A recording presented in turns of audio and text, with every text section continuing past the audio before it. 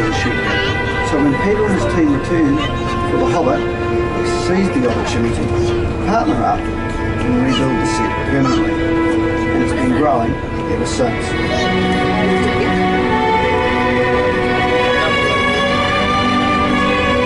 It's been an incredible journey, one we're proud to share with you today. Enjoy. In the wagon, the mill house, the double arch stone bridge, and the roofs in the back belong to the Green Dragon, and that's gonna be the place at the completion of our tour. We're gonna have some nice and cold drinks. Ooh, how sounds that? How that sounds? Sorry. People land between the fence and the road. They knew this place as Animal Kingdom, where they could have 29 different species of animals. Most of them you can see on the screen right at the top. As I was saying, none of our ships made it to the movie because they were too modern looking. Why is that? Let me tell you, for the movie they needed the ship with the black head and the black feet. They had all the costumes, all the trailers, sorry, with the costumes, makeup and prosthetics for all the actors. They also had a big catering marquee where they could feed up to 500 people 3 times a day with meals as good as in town. Some people, that was the place where this scene was filmed.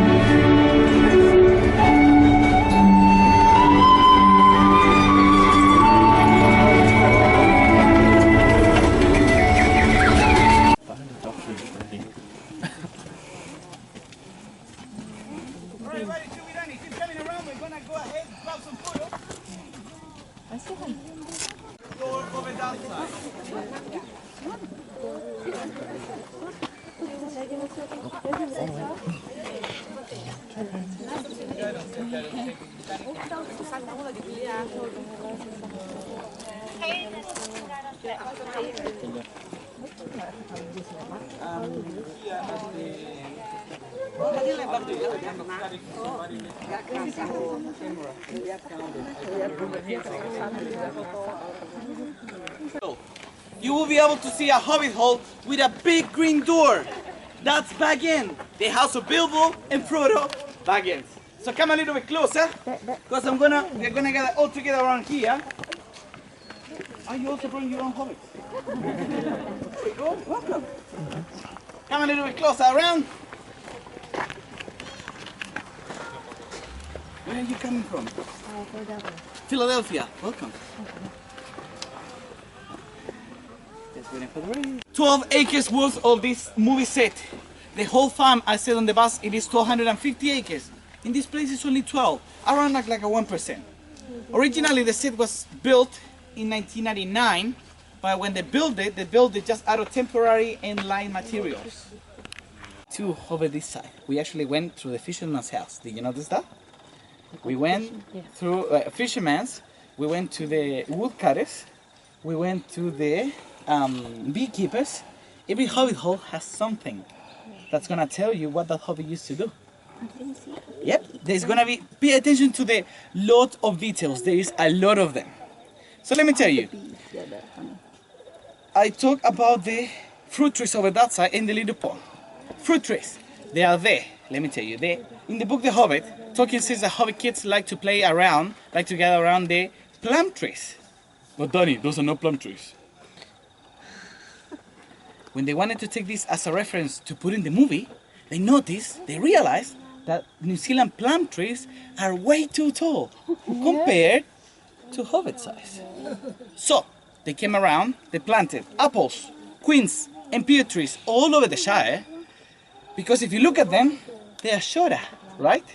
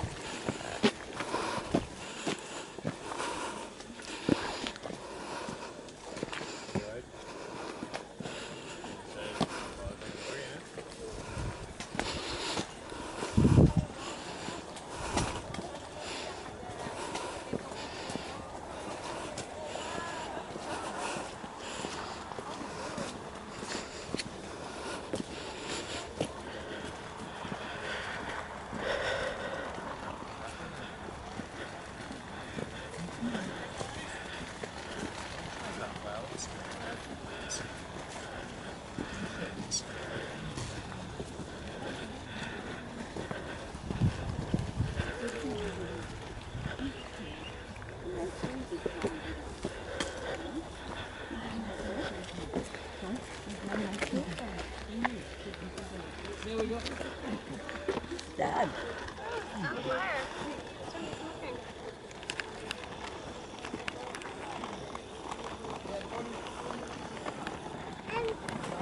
And look, up here, look, up here.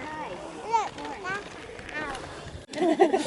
Alright everybody, welcome to probably one of the most iconic hall and important Hobbit halls out of all of them. Back-end, the house of Bilbo and Frodo Baggins. You can actually come a little bit closer. All good, not a problem, mate. You all good then?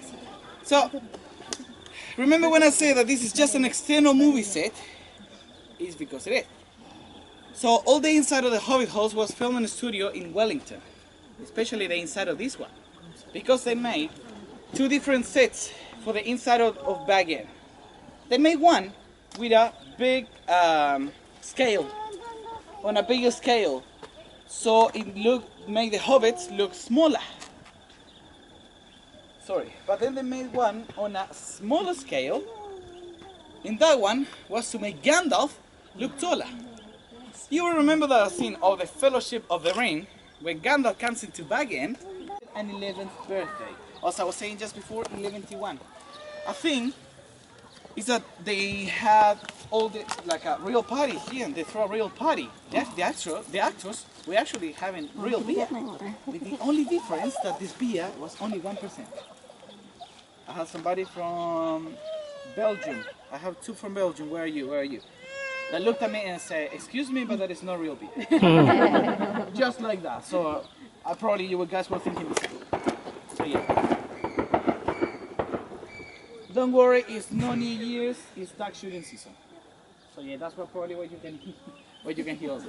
So, let me tell you, they were quite limited to the amount of camera angles they could take on this place because of the illumination. Because Bilbo's birthday party is a nocturnal scene. I have one that's open. Right?